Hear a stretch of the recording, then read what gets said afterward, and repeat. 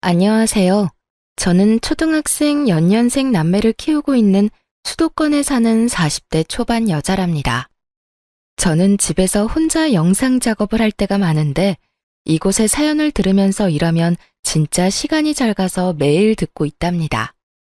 저는 결혼 생활을 하고 있지만 시댁과의 일이 좀 있었거든요. 그래서 여러분께 저의 이야기도 한번 들려드리면 어떨까 싶어서 이렇게 용기 내어 사연을 보내봅니다. 저는 결혼 전에는 작은 회사 사무직을 하다가 남편과 소개팅에서 만나 무난하게 결혼까지 하게 되었어요. 양가도 그냥 평범하게 비슷한 수준이었고 남편의 성격도 모나지 않고 화도 잘 안 내서 조용한 성격의 저와 잘 맞았던 것 같아요. 그렇게 회사를 관두고 연년생의 아이 2명을 키우다 보니 전업주부로 지낸 지 훌쩍 10년이 넘었죠. 남편의 연봉이 많은 건 아니라 저도 간간히 아르바이트도 했지만 아이들 때문에 오래 지속할 순 없었어요. 그냥 아이들 키우면서 집에서 살림해. 당신은 집에서 살림하는 거 좋아하고 또 남들보다 잘하잖아. 괜히 일한다고 나가서 도우미 쓰고 학원 보내는 돈이나 당신이 집에서 애들 키우는 돈이나 비슷해.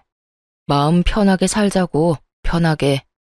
그렇게 말해주니까 고마운데 그래도 애들 좀 더 크면 나도 일할게. 애들 교육비도 많이 들 거고 우리도 이제 전세 탈출 좀 해봐야지. 그래, 너무 스트레스 받지 마.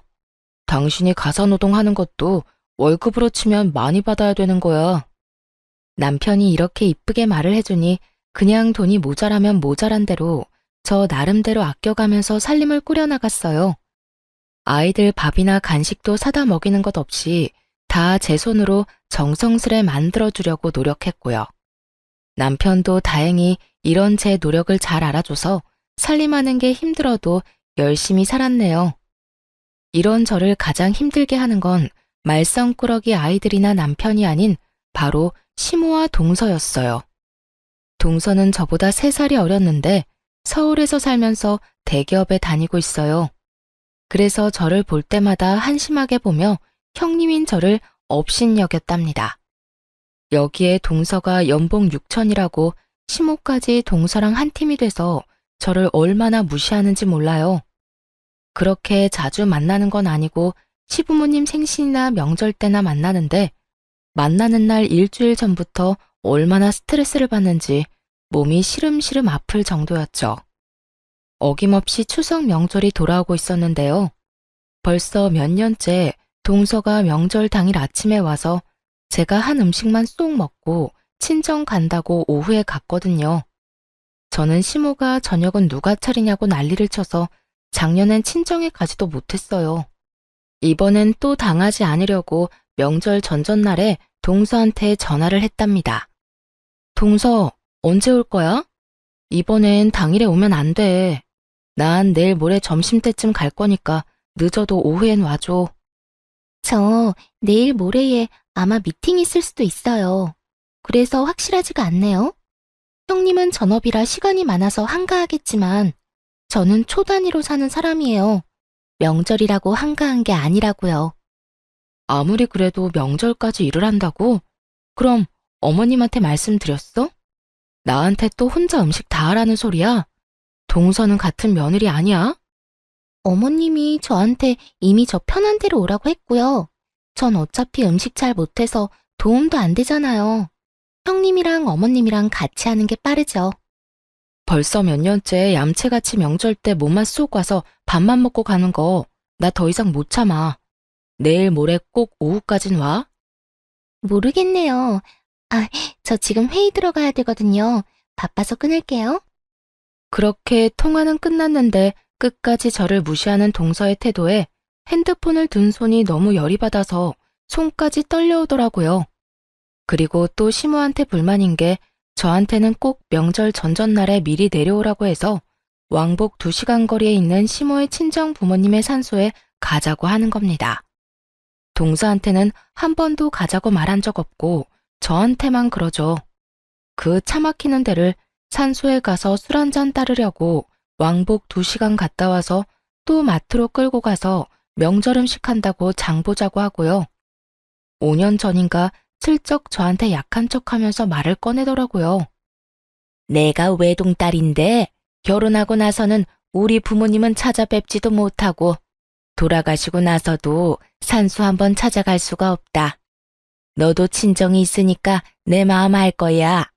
이번 명절엔 우리 부모님 산소 좀 같이 가주면 안 되니? 네, 저도 그 마음 이해해요. 그럼 이번 명절 끝나고 저 친정 안 갈 테니까 같이 산소에 가서 찾아뵈어요. 저는 시모가 저를 하도 탐탁치 않아 해서 조금이라도 인정받고 싶은 마음이 컸어요. 그래서 그렇게 한 번, 두 번 같이 가다 보니까 어느샌가 명절 땐 무조건 시모의 부모님 산소에 제가 찾아뵈야 하는 것처럼 몰아가더라고요. 역시나 또 전화해서 저를 닥달했어요. 이번에 우리 부모님 산소엔 언제 갈 거니? 너도 친정에는 가야 되니까 명절 이틀 전에 미리 와서 같이 가자. 이번엔 제가 일이 있어서 그렇게 일찍은 못 내려가고요. 아범만 보낼게요. 아니면 동선애랑 가세요. 동선은 한 번도 안 가봤잖아요. 일이 바빠서 명절 당일에 오는 애한테 지금 거기까지 같이 가자고 하라는 거니? 너야 집에서 놀아서 남아도는 게 시간인데 1년에 한 번 가는 게 그렇게 귀찮아? 이래서 뭔 맏며느리를 한다고? 시모가 전화를 거칠게 끊어버렸어요. 가뜩이나 동서와의 통화에서도 마음이 상했는데 시모까지 불편한 티를 내니 속상하더라고요. 남편한테도 시모가 뭐라고 한 소리 했는지 제가 말을 꺼내자 이미 알고 있더군요. 나도 회사에 말해서 시간 내볼 테니까 그냥 같이 산소에 가드리자. 1년에 한 번인데 그거 좀 해드리면 어때? 근데 동서도 있는데 왜 맨날 나만 해야 되냐고. 내가 무슨 동네 북이야? 당신도 설마 어머니처럼 내가 일 안 하니까 가는 게 당연하다고 생각하는 거야?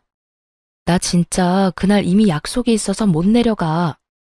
이번엔 절대 안 갈 거니까 그렇게 알아.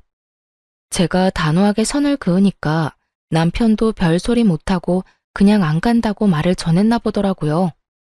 그렇게 명절이 다가왔고 저는 도축장에 끌려가는 소 같은 마음으로 추석 전날에 장을 잔뜩 봐서 시댁으로 갔어요.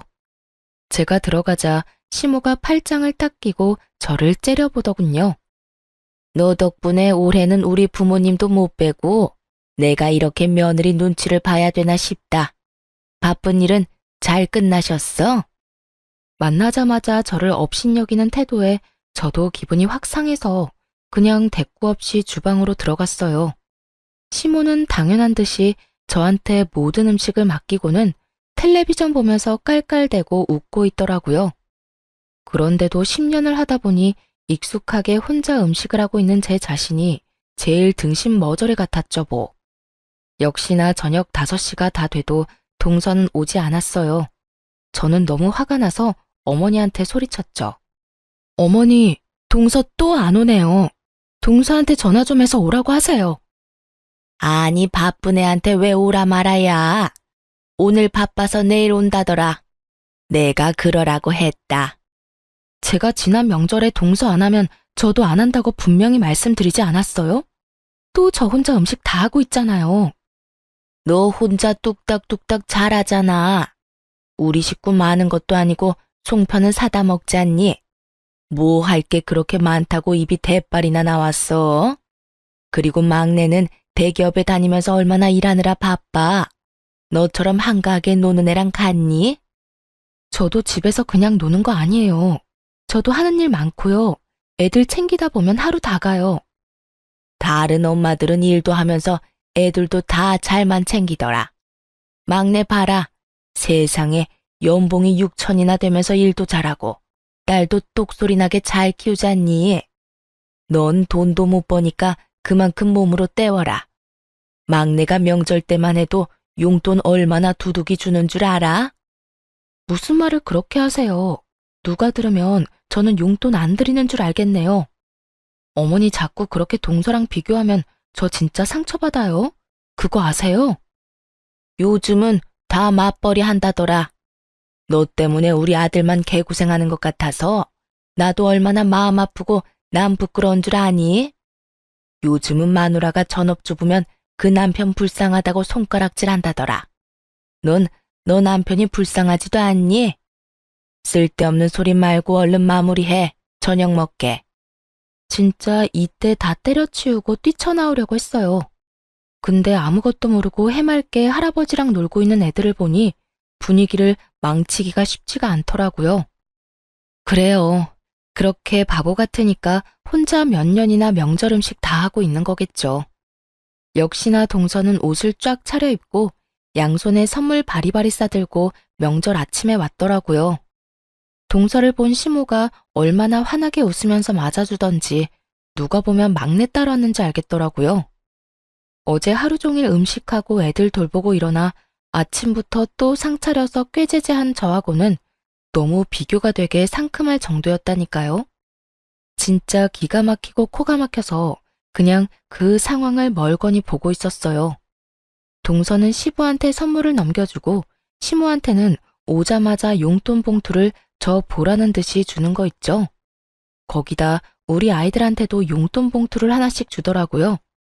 애들은 속도 없이 좋다고 받고 있고요. 동서, 내가 그렇게 어제 오라고 하지 않았어? 내 말 무시하는 거야? 어머 형님, 진짜 미안해요. 일이 너무 바빠서 연락할 시간도 없었네요. 그때 시모가 제 등짝을 팍 때리는 게 아니겠어요. 예, 너 지금 막내한테 뭐 하는 거야? 바쁜 애가 오늘 온 것만 해도 성의는 다 보인 거지. 내가 누누이 말하지만 집에서 멍 때리는 너랑 같아? 앞으로 돈 못 버는 네가 혼자 음식하는 거야. 넌 그렇게 눈치가 없어? 어머니, 진정하세요. 취직 못하는 형님 속은 더 상하겠죠. 요즘 시대에 알바를 해도 200은 벌 텐데 얼마나 능력이 없으면 전업을 하겠어요. 동서 지금 말 다 했어? 동서가 얼마나 잘났길래 그렇게 사람을 무시해. 너보단 잘났으니까 그런 말도 할 수 있겠지. 너 그만 못해? 그만하고 들어가서 점심상 차려라. 큰 소리가 나자 거실에 있던 몇 명의 친척들이 수군대면서 우리를 지켜보고 있는 게 느껴졌어요. 이렇게 친척들 앞에서 저를 무슨 무수리 취급하는 시모한테 진짜 진저리가 나더군요. 둘이 편을 먹고 저 하나 우스운 사람으로 몰아가는데 다른 가족들은 그냥 보고만 있고요.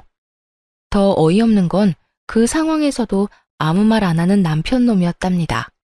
오히려 저한테 그만하라는 입모양을 하는 게 아니겠어요. 그 모습을 보니 남편한테도 정이 떨어져 버리고 내가 피도 안 섞인 남의 집구석에서 혼자 무보수 노동하면서 뭐 하고 있나 싶더라고요. 제가 이런 취급 받으면서 헤헤거리며 밥 차리면 진짜 배알도 없는 년이겠죠? 전 이제 갈 테니까 동서랑 맛있게 차려 먹어요. 저는 아이들만 데리고 시댁을 나와버렸어요. 뒤에서 시모가 소리소리를 질렀지만 못 들은 척하고 남편 차 몰고 그냥 와버렸답니다.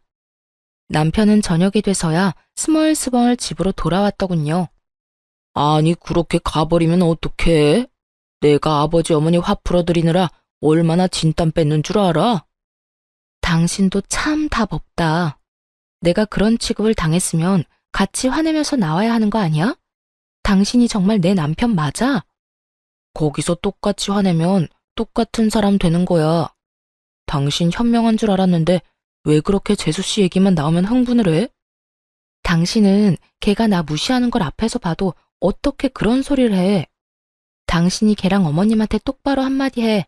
그 전까진 난 다신 당신 집에 안 가. 아, 또 그 소리야? 내가 말 안 해봤어?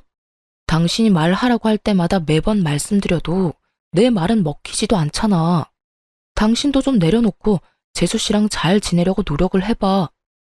저와 시모 사이에서 적극적으로 힘이 돼주지 않는 남편한테 너무 서운했어요. 더 이상 말해봤자 입만 아플 뿐인 거죠. 저는 시모와 동서가 저한테 했던 말들이 자꾸 생각나서 저를 오랫동안 괴롭혔어요. 제 존재 자체가 정말 쓸모없는 것처럼 느껴지고 자존감이 지하까지 내려가는 것 같달까요? 그러던 중에 시부의 생일이 다가왔는데요. 저한텐 아무 말도 없다가 약속 당일에 남편이 이러더라고요. 오늘은 현석이가 산다고 지네 집 근처로 오라는데? 거기 유명한 소갈비집 있잖아. 그런 건 같이 의논해서 정해야지. 자기들이 산다고 오라마라 당일에 통보하는 건 좀 그렇다. 그냥 좋다고 가서 먹으면 되는 일이지. 당신이 계속 이렇게 꼬아서 생각하니까 재수 씨한테 자격지심 있다고 그러는 거야. 군소리 말고 얼른 준비하고 가자고. 식당에 가보니 이미 시부모와 동선의 가족이 화기애애하게 얘기하면서 먹고 있더라고요. 왔니? 얘네가 우리를 좀 일찍 데리러 와서 30분 좀 일찍 도착했다. 너네도 얼른 앉아 먹어라. 오늘은 우리 막내 며느리가 좋은 일이 있어서 한턱 쏜다고 그러니까. 아이, 어머님. 오늘 아버님 생신이니까 제가 대접하는 거죠. 아파트 가격이 좀 많이 오른 건 어머님 기분 좋으시라고 말씀드린 거예요. 너랑 얘기하면 항상 즐겁고 긍정적이야. 큰애가 이런 걸 좀 배워야 될 텐데. 애가 집에만 있어서 그런지 맨날 칙칙하고 생기가 없잖아. 이래서 여자도 사회생활을 해야 되는 거야. 아직 형님은 전세 사시는데 자꾸 우리 아파트는 오르니까 제가 자랑하기가 민망하네요. 형님도 얼른 집장만 하세요. 들어가서 앉자마자 쏟아지는 잔소리와 동서의 자기 자랑에 먹을 기분이 확 잡치더라고요. 그냥 가장 끝에 앉아서 깨작거리기만 했어요. 저는 대화에 끼지도 못하게 시모랑 동서 둘이서 얼마나 하하호대던지 저는 핸드폰을 하고 있었죠. 사실 제가 인별그램을 열심히 하거든요. 제가 워낙 집안 꾸미고 살림하는 걸 좋아하다 보니까 저만의 팁이나 살림 방법을 짧은 영상으로 찍어서 올리기 시작했거든요. 근데 저의 살림법을 좋아해주고 댓글로 칭찬을 하는 사람들이 점점 늘어나니까 정말 즐겁더라고요. 제가 하는 일을 인정받는 기분이랄까요? 그러다 보니 매일 영상을 올리려고 노력을 많이 하고 있었답니다. 너무 핸드폰 보는데 열중했는지 어느새 동서가 제 옆에 와 있는 것도 몰랐어요. 동서가 불쑥 말을 거는데 얼마나 놀랐는지 몰라요. 형님, 아버님, 어머님 다 계신데 애도 아니고 핸드폰에 정신 팔려서 뭐해요? 진짜 지금 하는 것만 봐도 얼마나 편하게 사는지 보이네요. 부럽네요, 아주. 잠깐 좀 본 거 가지고 뭔 말을 그렇게 해? 그리고 왜 남의 핸드폰은 몰래 보고 그래? 봐도 뭐 별것도 안 하네요. 그런 소셜 네트워크 많이 하는 사람들 난 진짜 이해 못하겠어요. 그 무슨 축구 감독 퍼거슨? 그 사람도 그랬잖아요. 그런 거 하는 건 인생 낭비라고요. 그 시간에 좀 생산적인 걸 해요. 맏며느리가 돼서 내가 진짜 한심해서 못 보겠다. 너는 맏며느리가 돼서 너 동서가 이 비싼 소갈비 턱턱 사는데 뭐 보고 배우는 거 없니? 고기가 잘도 넘어가니? 속도 좋다. 어머님은 제가 뭘 하는지 모르시면서 무턱대고 그런 말씀을 하세요. 애들도 있는데 저한테 그런 말 좀 그만하세요. 어른이 어른다운 모습을 보여줘야 애들도 보고 배우는 거 아니니? 좋아 좀 봐라. 자기 엄마 닮아서 어린 나이에도 얼마나 의젓하고 얌전해. 현철이 너 똑바로 들어라. 내가 오늘같이 좋은 날 이런 말까지 하고 싶지는 않았지만은 너도 세월이 갈수록 네 동생이랑 점점 비교된다는 거 느끼지? 어이 엄마, 또 뭔 그런 소리를 해요. 형이랑 형수 잘 살고 있는데. 우리도 돈은 많이 벌지만 모으는 건 별로 없어요. 이 사람 씀씀이가 커서. 동서가 도련님을 휙 째려보고는 입을 막더군요. 그런 모든 모습을 보고 있는 남편은 그냥 허허거리면서 보기만 하고요. 제가 그렇게 말을 했는데 또 가만히처럼 가만히 있으니 얼마나 열이 받겠어요. 제가 남편 옆구리를 푹 찌르니 그제야 한 소리 하더군요. 엄마, 이제 그런 소리 좀 그만해요. 뭐 그럼 이제라도 마누라를 바꿔요? 우리 잘 살고 있는데 엄마가 그런 소리 할 때마다 이 사람이 얼마나 속상해하는지 몰라요. 이제 좀 그만하세요. 우리 둘이 알아서 사는 거니까. 내가 보고 있으면 열통이 터져서 그런다. 다른 맏며느리들은 그냥 계절마다 비싼 옷을 척척 사다 주고 동남아며 호주로 여행도 보내준다는데 네가 능력 없는 마누라를 얻어서 맨날 벌어도 집 하나 못 사고 그 모양으로 사는 거 아니니? 아파트라도 하나 사놨으면 지금 네 동생네처럼 값이 많이 올랐을 거 아니냔 말이야. 능력이 없으면 돈이라도 잘 풀리던가. 어허 참, 이제 그만 좀 해. 좋은 마음으로 먹은 소고기 다 채하겠네. 그네도 네 어머니 말씀 너무 마음에 담아두지 말아라. 그만하긴 뭘 그만해요. 현철이 너 말 한번 잘 꺼냈다. 그래, 그렇게 미련하게 밥만 축내는 마누라 갖다 버리고 능력 있는 새 마누라 얻어라. 앞으로 살 날이 몇십 년인데 그게 낫겠다. 저는 시모의 독버섯 같은 말에 너무 화가 났어요. 더군다나 우리 애들도 그 말을 다 듣고 기가 푹 죽어서 제 눈치만 보고 있는 걸 보니 속에서 불이 치밀더군요. 우리 애들이 도대체 무슨 죄인가요? 저는 더 이상 참지 못하고 자리를 박차고 일어났어요.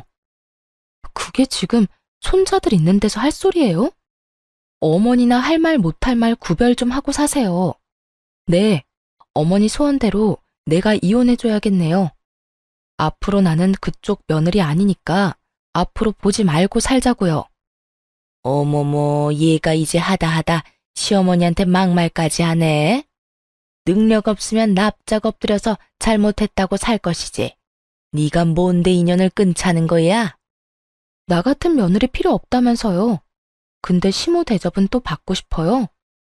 제일 좋아하는 막내 며느리나 옆에 끼고 평생 사세요. 난 이제 며느리 역할 그만할 거니까. 당신 진짜 이혼당하기 싫으면 당장 지금 일어나.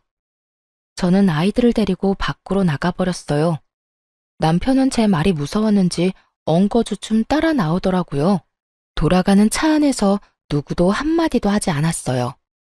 아이들도 눈치가 있는지 조용히 집에 가더군요. 집으로 가는 동안 제 핸드폰으로 시모의 전화가 계속 왔지만 받지 않았답니다. 집에 와서 한참 후에 남편이 제 옆에 쓱 오더군요. 엄마가 나한테도 전화 엄청 오셨어. 엄청 화나셔서 당장 전화해서 사과 안 하면 진짜 이젠 안 보신대. 이제 그만 사과드려. 내가 뭘 잘못했다고 사과를 해? 당신도 진짜 웃긴다. 내가 그런 수모를 당하고 있으면 당신 엄마 좀 당신이 알아서 막아달라고 했지. 그게 그렇게 어려워? 아까 식당에서 말씀드렸잖아. 그러지 말라고. 그렇게 친절하게 말해서 잘도 알아듣겠다. 나 진짜 당신 어머니랑 이제 인연 끊을 거야. 그거 싫으면 이혼해. 이렇게 살면 나 진짜 암 걸려서 죽을 것 같으니까. 내가 다음번엔 진짜 확실하게 말할게. 어떻게 가족 사이에 안 보고 살아. 나한테 가족은 나한테 상처 안 주는 사람이야. 나 정신병 걸리게 하는 사람들이 아니고. 나 진짜 당신이랑 이혼할 각오 되어 있어. 당신 가족들한테도 정 떨어졌고 와이프 하나도 못 지켜주는 남자랑 살면 뭐 하겠어? 그동안 바람막이 못한 당신 잘못도 커. 그니까 선택해. 나랑 이혼하던지 아님 당신 엄마랑 이제 인연 끊고 사는 거 받아들이던지. 남편은 말없이 제 눈을 바라보더군요. 제 결연한 진심이 느껴졌는지 남편도 그동안은 다른 진지한 목소리로 대답을 하더라고요. 당신 말 잘 알았어. 나한텐 당신이랑 애들이 내 소중한 가족이야. 앞으로 우리 어머니 안 봐도 상관없어. 당신이 그렇게 괴로우니까 안 보는 게 좋을 것 같아. 내가 앞으로 우리 어머니는 확실히 막을게. 많이 늦은 감이 있지만 그래도 남편이 그렇게 말해주니 고마운 마음이 들더라고요. 그리고 놀랍게도 그 약속을 하고 6개월 동안 시모의 연락을 철저히 막아주더라고요. 시모가 엄청 답답했는지 한 번은 주말에 집으로 쳐들어왔더라고요. 당연히 문도 안 열어줬을 텐데 하필 둘째가 벨소리를 듣고 나가서 할머니라고 문을 활짝 열어줬더라고요. 거실에 아이들과 함께 있던 저는 갑작스러운 시모의 등장에 진짜 동상처럼 얼어버렸죠. 너무 기가 막힌 게 시모가 저한테 달려오다시피 해서 제 등짝을 또 퍽퍽 때리는 거예요. 네가 감히 나를 물로 봐? 시어미가 전화해도 안 받고 인연 끊겠다고? 우리 손자들이 이렇게 있는데 내 새끼들하고 인연을 끊게 만들겠다 이거야? 이 못된 거사. 저는 벌떡 일어나서 시모의 손을 확 잡았어요. 어머니야말로 나한테 그렇게 상처 주고 동서랑 차별하는 거 미안하다고 해야 되는 거예요. 나한테 한 번이라도 고맙다, 미안하다 해봤어요. 네가 우리 아들을 망치고 있는데 내가 왜 너한테 고맙다고 해야 되니? 난 정말 애들만 아니면 우리 아들이랑 너랑 이혼시키고 싶은 사람이야. 남편이 처음으로 자기 엄마한테 큰 소리를 버럭 질렀어요. 왜 남의 집에 와서 소란이에요? 이 사람이 어머니 안 본다면 나도 안 보고 살 거예요. 나한테 가족은 애들이랑 내 처고 내가 지켜야 될 가족은 이쪽이에요. 더 이상 이 사람한테 상처 그만 주고 나가요. 계속 이런 식이면 나 진짜 엄마 안 봐요. 어머, 너 네가 어떻게 나한테 그런 말을 하니? 제가 너를 이렇게 망쳐놨어. 그렇지? 넌 사춘기 때도 나한테 싫은 소리 한 번 안 하던 애다. 여자 때문에 이렇게 변해? 당신도 그만 방으로 들어가. 내가 알아서 할 테니까. 너희들도 일단 방으로 들어가 있어. 시모는 자기 아들의 행동에 충격을 받았는지 멀거니 아들만 쳐다보고 있더군요. 남편이 저를 안방으로 밀어넣고 문을 팍 닫아버렸어요. 남편이 시모를 밖으로 나가게 하는지 고함 소리와 함께 소란스러웠어요. 곧이어 문이 쾅 닫히는 소리가 들렸답니다. 이제야 제대로 남편 역할을 해주는구나 싶었죠. 덕분에 설날 명절에도 우리 가족끼리 오랜만에 지방으로 여행도 가봤네요. 혼자 그 많은 전 부치고 음식하느라 명절 때면 기름에 찌들어 있었는데 이렇게 아이들과 호텔에서 맛있는 밥 먹으며 바다를 보고 있으니 가슴이 탁 트이는 것 같았답니다. 역시나 가장 좋은 건 시모와 동서를 안 본다는 거였어요. 시모랑 동서 목소리를 안 들으니까 마음이 한결 안정이 된 게 느껴졌어요. 그러는 와중에 제 인별그램 계정에도 놀라운 변화가 일어났답니다. 팔로워가 점점 많이 늘더니 조회수가 급속도로 폭발을 하더라고요. 그러다 보니 생활용품이나 가전회사에서 저에게 스폰서 제안이나 광고 요청을 해오기 시작했어요. 저는 아이들이 잠들고 밤을 새서까지 영상을 구상하고 찍고 편집해서 최선을 다해 제 일을 해나갔고요. 생각지도 못한 액수의 금액을 받게 되었죠. 여보, 이 광고 하나 영상 올렸다고 300만 원을 받았어. 진짜 이게 꿈인가 싶어. 어떻게 이럴 수가 있지? 그게 진짜야? 나는 한 달에 버는 걸 당신은 한 번에 벌었네. 이래서 다들 인플루언서인가 그거 하려고 안달인가 봐. 그런 대단한 사람이 우리 와이프라니 진짜 믿기지가 않는다. 당신 진짜 대단해.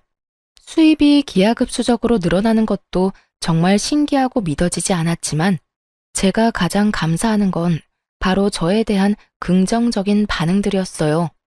시모와 동서는 저를 돈도 못 버는 살림하는 식충이 취급을 했지만 제 영상에 댓글을 달아주는 사람들은 오히려 저의 살림 솜씨를 배우고 싶어 했거든요. 시모한테 상처받았던 마음이 얼굴도 모르는 많은 분들의 따뜻한 댓글에 치유가 되는 기분이었어요. 어떨 때는 감동적인 댓글을 몇 번이나 읽으면서 눈물을 흘리기도 했답니다. 점점 광고 영상을 많이 찍게 되면서 제 얼굴도 노출되게 되니까 자연스럽게 외모에도 신경을 쓰게 되더라고요. 머리도 하고 피부 관리도 꾸준히 받고 옷도 명품으로 사서 입으면서 제 자신을 좀 더 발전시켜 나갔어요.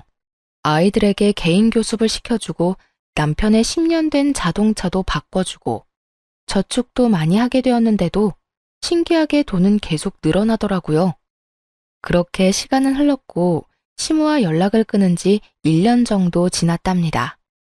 제 팔로워가 10만 명이 넘어서 가족끼리 좋은 레스토랑에서 자축 파티를 했어요. 내가 그동안 당신한테 내 수입을 정확하게 말하진 않았는데 10만 명 넘은 기념으로 말해줄게. 그동안 나 영상 찍을 동안 애들도 잘 봐주고 많이 도와줘서 고마워. 우리 와이프님이 차도 사주시고 나보다 돈 잘 버는데 왜 좋아하는 건 당연하지. 당신이 진짜 고생 많았어. 진짜 대단해. 한 달에 광고에 따라서 수입은 좀 다른데 대충 평균적으로 1,000만 원에서 2천 정도야. 남편이 충격을 받았는지 말도 못하고 입만 떡 벌리고 있더군요. 그게 정말이야? 당신 진짜 대단하단 말밖에 안 나온다. 내 연봉의 몇 배야? 나 그만두고 당신 매니저나 할까? 으이그 장난치기는. 혹시라도 회사 관두기만 해. 그나저나 이제 곧 당신 어머니 생신 아니야? 내가 좋은 레스토랑에서 대접한다고 전해. 진짜야? 이제 다시 왕래하고 지내려고? 며칠이었지? 당일로 약속 잡으면 되지? 다시 연락하고 그러는 거 아니니까 설레발치지 말고 그냥 생일 전 주말로 잡아. 비싼 데니까 오든지 말든지 당사자들이 결정하라고 하고 시간은 내가 다시 알려줄게. 남편을 통해서 장소와 시간을 알려줬고 우리 가족은 당일날 미리 가서 룸에 앉아 있었어요. 서울에서도 예약하기 힘들다고 손꼽히는 호텔 안의 레스토랑이라 동서라면 내키지 않아도 무조건 올 것 같다는 예상을 했답니다. 동서 정도라면 1년 전엔 예약해야 원하는 날짜로 예약할 수 있을 테니까 말이죠. 동선의 가족과 시부모가 동시에 들어오더라고요. 시부모는 고급진 분위기에 좀 놀란 듯 보였어요. 동서는 입을 삐죽이면서 들어오더라고요. 달라진 제 모습을 보고 놀랐는지 흠칫하더니만 곧 비꼬는 말투로 입을 놀렸죠. 1년 동안 코빼기도 안 비추더니만 이런 데는 어떻게 알고 올 생각을 했대요? 아하, 이제 알겠네. 뭐 복수라도 하려고 1년 전에 여기 예약해놓은 거죠? 보통 예약하기 힘든 데긴 한데 여기 대표님하고 인연이 좀 있어서 예약하는데 오래 걸리진 않았어. 저번 주에 말씀드렸나 그랬지. 말도 안 돼. 형님이 여기 대표를 어떻게 알아요? 방송에도 나오는 유명인사 아니에요? 그동안 거짓말 많이 늘었네요. 옷도 보니까 명품 짝퉁으로 쫙 빼입고 오고. 그런다고 호박이 수박되고 짝퉁이 명품으로 보이는 줄 알아요? 그래? 그렇게 신경 써서 입은 건 아닌데 동서 눈에 이쁘게 보였나 보네. 고마워. 예전 같으면 가시도 친 동서의 말에 발끈하거나 상처를 받았을 텐데 참 이상하게도 오히려 빽빽대는 동서가 귀여워 보였답니다. 제 자신조차도 저의 이런 심경 변화가 놀라웠어요.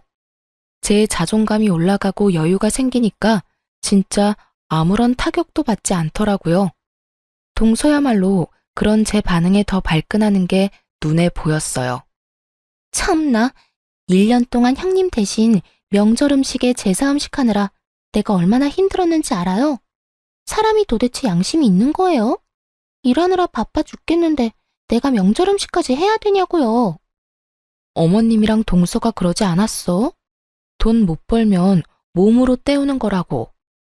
동서가 나보다 덜 버니까 당연히 동서가 해야지. 안 그래? 형님이 나보다 돈을 더 벌게 됐다는 거예요? 뭔 말도 안 되는 소리야. 평생 월 200도 못 벌던 사람이. 현실이 너무 힘들어서 머리가 어떻게 된 건 아니죠? 동서가 도대체 영문을 모르겠다는 표정으로 저를 째려보더라고요. 이에 질세라 시모도 한마디 거들더군요. 네가 드디어 정신을 차렸나 보구나. 이런 비싼 데에서 내 생일도 챙긴다니. 그동안 네가 얼마나 큰 죄를 지었는지 이제야 알겠어? 내가 네 성의를 생각해서 오늘 오긴 왔다만 이걸로 끝은 아니다. 밥 먹고 집으로 가서 제대로 무릎 꿇고 빌어라. 1년 만에 시모의 째지는 목소리와 저를 노려보는 눈빛을 보니 예전에 제가 생각나 울컥 화가 치밀었어요. 하지만 자리가 자리인 만큼 시원한 복수를 위해 말을 아꼈답니다. 그때 레스토랑의 대표님이 룸으로 들어왔죠. 미니 씨, 저번 주에 만나고 또 뵙네요. 집사람이 미니 씨가 가족 모임 한다고 꼭 자리 만들어야 한다고 해서 제가 아주 애 많이 썼습니다. 대표님, 정말 감사해요. 일주일 전이라 사실 기대 안 하고 말씀드려봤거든요. 미니 씨 같이 유명한 분이 오시는데 당연히 환영입니다. 제가 신경 써서 서비스로 디저트도 마련해 놨으니까 맛있게 드시고 가십시오. 아니, 유명한 사람이라니 지금 그게 무슨 말이세요? 진짜 그 방송에 나왔던 대표님은 맞아요? 우리 형님을 어떻게 알아요? 동서가 아주 핏대를 세우면서 따지듯이 묻더라고요.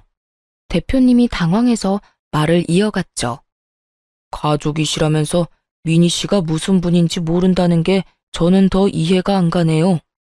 유명한 인플루언서 송이맘을 몰라요? 송이맘? 어디서 들어본 것 같기도 한데. 아니, 지금 그게 형님이라는 말이에요? 동서는 다급하게 핸드폰을 꺼내서 확인을 해보더군요. 역시 살림과는 담 쌓고 살아서 그런지 제가 활동하는 분야는 전혀 모르고 있었더라고요. 이 짜릿한 복수의 날을 위해서 오히려 잘된 일이라고 해야 할까요?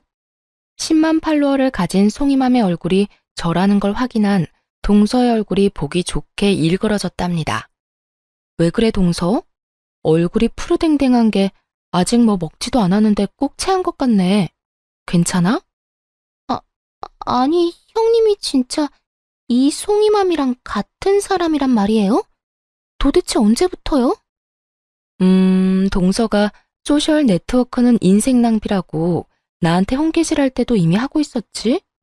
근데 내가 이렇게 잘 되고 보니까 꼴랑 연봉 6천만 원 받으려고 새벽부터 밤까지 꿈도 없이 목표도 없이 사는 동서야말로 인생 낭비하는 게 아닌가 그런 생각이 드네. 동서가 충격을 받아서 의자에 털썩 주저앉더라고요. 어떤 상황인지 머리 굴려대던 시모가 나한테 다가와서 말을 걸더군요. 그러니까 그네가 요즘에 돈을 그렇게 많이 번다는 유튜버인가? 뭐 그런 거란 말이야? 이건 유튜브는 아닌 것 같은데 어쨌든 돈을 잘 번다 이거지? 얼마나 많이 버는데? 얘, 옆에 앉아서 얘기 좀 들어보자. 동서는 내가 얼마 정도 벌 것 같아? 연봉 6천이면 한 달에 얼마지? 꼴랑 500도 안 되네? 어머머, 그럼 네가 그거보다 더 많이 번다는 거니? 어쩐지 얘가 집에서 워낙 살림을 꼼꼼하게 잘한다 했더니 그런 거에 타고난 거였네. 안 그래도 내가 그네 집에 가보면 얼마나 정리가 잘 되어 있던지 혼자 놀랐던 적이 한두 번이 아니야. 시모가 어느새 제 옆에 착 붙어 앉아서 싱글싱글 웃고 있는데 진짜 역겹더라고요. 백년 묵은 여우같이 바로 태세 전환을 하는 꼴이라니. 나이 들어서 사람이 이렇게 추해도 되는 건가요? 하긴 동서는 한 달에 500 정도 벌어서 명품 같은 거 자주 살 수는 없겠다. 생일 때나 마음 먹고 한 개 할부로 사고 그러는 거 아니야? 그러니까 이 옷이 진짠지 짝퉁인지 구별도 못하지. 이 가방은 로고가 드러나는 게 아니라 아예 전혀 몰랐겠다. 명품 보는 안목 좀 키워야겠다, 동서. 아직도 충격에서 벗어나지를 못했는지 동서는 제 말에 대꾸도 못하고 눈알만 굴리고 있더라고요. 그 꼴을 보는 게 얼마나 통쾌하던지. 진짜 10년 묵은 체증이 다 내려가는 것 같았어요. 어머님이 제가 살림을 잘한다고 생각했다니 진짜 놀랐네요. 처음 듣는 말인데 말이죠. 맨날 집에서 밥만 축내는 식충이라고 무시했잖아요. 근데 내 영상이랑 글을 좋아해주는 사람들 덕분에 집에서 편하게 놀면서 월에 1,000에서 2,000은 꾸준히 버네요. 거기다 여기 대표님처럼 좋은 분들도 많이 알게 되고요. 뭐? 2천? 진짜 한 달에 2천을 번단 말이야? 세상에, 세상이 진짜 요지경이네. 일을 안 하고 그렇게 많이 번단 말이야? 우리 맏며느리가 아주 성공했네. 성공했어. 경사났네, 경사났어. 시모가 한바구음을 지으면서 아주 어깨춤이라도 출 기세였어요. 그 꼴을 보니 앞으로 보게 될 시모의 표정이 어떨지 아주 기대가 되더라고요. 나는 네가 이렇게 잘 될 줄 알았다. 뭐 하나를 해도 아주 꼼꼼하게 잘하고 그러잖니. 내가 그동안 서운하게 했다면 오늘 이 자리에서 얘기로 다 풀어보자. 내가 너한테 모진 소리를 한 거는 다 너 잘 되라고 그런 거야. 결국엔 이렇게 잘 됐잖아. 거기에 내 공도 있는 거다. 그럼요. 어머니 역할이 아주 컸죠. 일이 안 풀리거나 힘들 때마다 어머니랑 동서 생각하면서 일을 악물고 버텼거든요. 꼭 잘 돼서 두 사람이 환장하는 꼴 제대로 보고 싶었거든요. 얘 큰애야. 무섭게 그게 무슨 말이니? 내가 앞으로 너한테 아주 충성을 하면서 잘하마. 내가 도와줄 거 있으면 다 말해. 내가 다 도와주마. 그리고 둘째 너도 형님한테 싸가지 없게 대한 거 얼른 사과하지 못해? 앞으로도 명절이며 제사며 음식은 다 네가 해라. 네 형님같이 큰일하는 사람이 그런 거에서 되겠어? 어머니, 제가 그동안 어머니한테 해드린 게 얼만데 어떻게 그렇게 돌변을 하세요? 제가 왜 명절 음식을 해요? 이 집구석이 뭐가 그렇게 대단하다고 며느리가 무슨 봉인 줄 아나. 저도 형님처럼 안 보고 살면 그만이고요. 저도 편해요. 아님 이참에 아예 이혼해버릴까 봐요.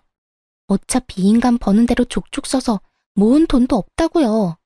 내가 그동안 말을 안 해서 그렇지 내 속을 누가 알아? 아니 이게 그동안 오냐오냐 해줬더니 어디서 큰 소리야? 얘, 큰애야. 이런 싸가지 없는 애는 그러려니 해라. 저런 애 안 보고 살면 그만 아니니? 그치? 시모는 어떻게든 저를 붙잡으려고 아주 애원을 하더라고요. 동서는 저한테 지기 싫어서 이를 악물고 있고 말이죠. 그래서 마지막으로 강력한 한 방을 날려줬죠. 난 당신들 다시 볼 생각 죽어도 없거든요. 아, 그리고 동서가 죽기 전에 살아보고 싶다던 그 아파트 있잖아. 우리 거기 자가로 사서 나 거기 살아. 우리 사이에 직접 초대는 좀 그렇고 내 계정에 집 사진도 많이 올리니까 보고 싶으면 거기서 보던가. 말도 안 돼. 거기가 얼마나 비싼 덴데 나도 아니고 감히 형님이 살 수가 있어? 진짜 아무리 생각해도 어이없네. 형님이 나보다 공부를 잘했어요. 좋은 대학을 나왔어요. 대기업에서 일한 적이 있어요? 이건 진짜 사기야, 사기. 그러게 말이야. 세상이 참 재미있더라고. 근데 나도 동서가 회사에서 일하는 것보다 더 열심히 했어.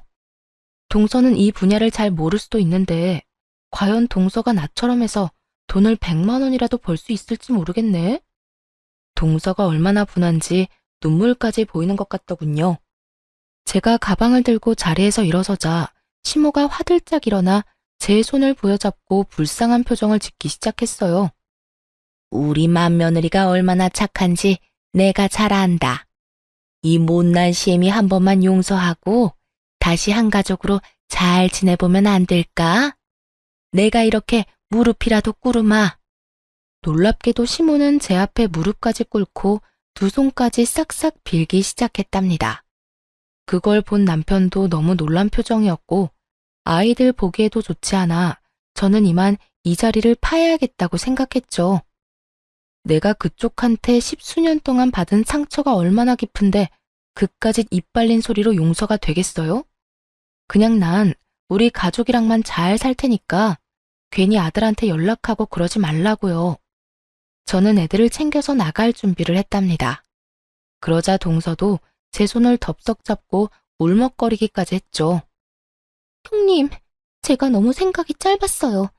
앞으로 제가 형님으로 깍듯이 모시면서 잘할게요. 그만 노여움 푸세요. 네? 가족 좋다는 게 뭐예요? 난 너한테 당한 모욕들만 생각하면 이대로 끝내는 것도 아쉬울 정도야. 근데 이제 너 같은 건 전혀 내 인생의 손톱의 때만큼도 영향을 못 준다는 걸 너무나 잘 알아. 우리가 같이 밥 먹을 사이는 아니잖아? 내가 이미 계산 다 했으니까 디저트까지 맛있게 먹고 가.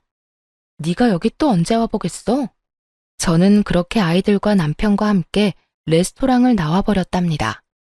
나중에 대표님한테 듣기로는 역시나 디저트까지 싹싹 긁어먹고 갔다고 하더라고요.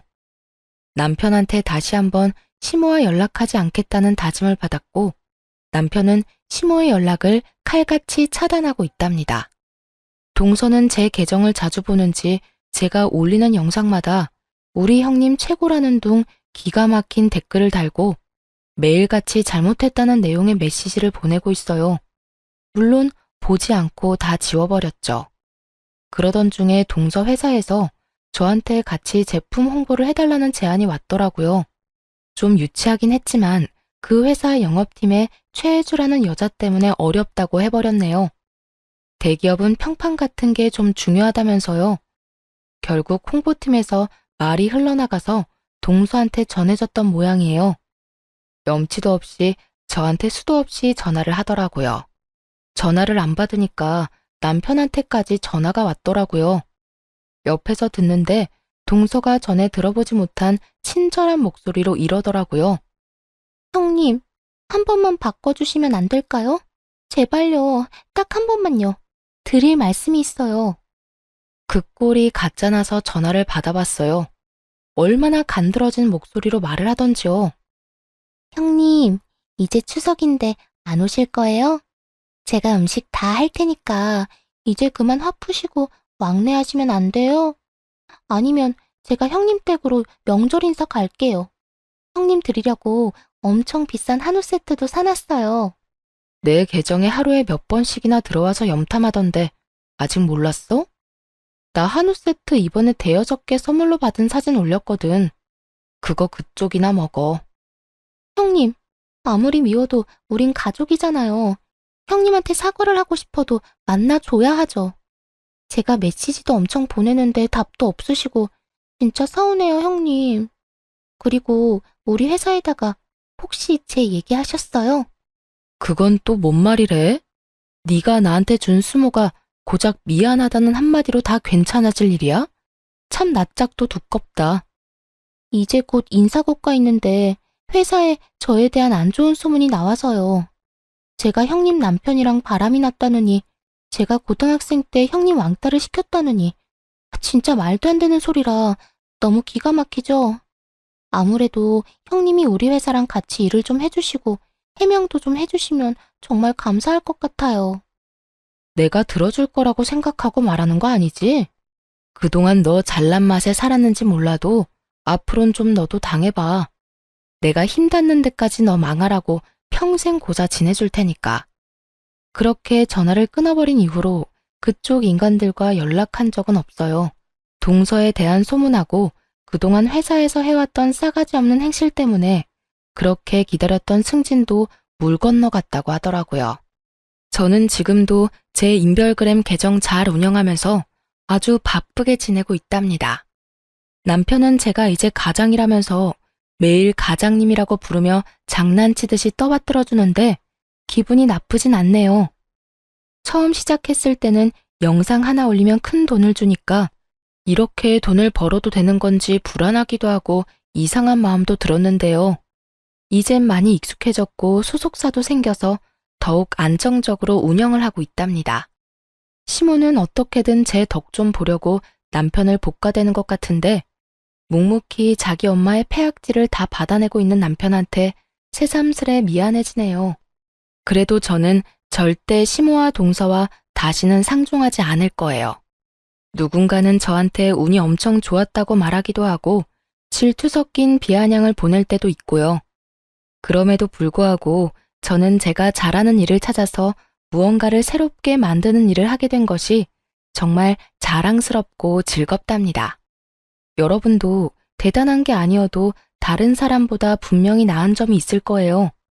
안 된다고 생각하지 말고 무슨 일이든 한번 해보자는 마음으로 도전해 보시라고 말씀드리고 싶어요. 제 사연을 들어주신 모든 분들 정말 감사하고요. 항상 건강하시기 바랍니다.